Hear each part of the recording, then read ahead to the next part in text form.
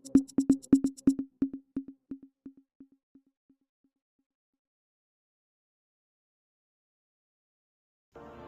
દર્શક મિત્રો, સત્યનો માર્ગ ન્યૂઝ ચેનલમાં આપ દર્શક મિત્રોને હાર્દિક સ્વાગત છે। વલસાડ નગરપાલિકાની સામાન્ય સભામાં આજરોજ પ્રમુખના અધ્યક્ષ સ્થાને બેઠક બેઠી હતી। આ સભામાં 44 સભ્યોમાંથી 31 સભ્યો હાજર રહ્યા હતા। ખુરશીઓ ખાલી જોવા મળી હતી। વલસાડ નગરપાલિકાના સામાન્ય સભામાં સભ્યો ગેરહાજર રહ્યા હતા, જેના કારણે નારાજગી જોવા મળી હતી।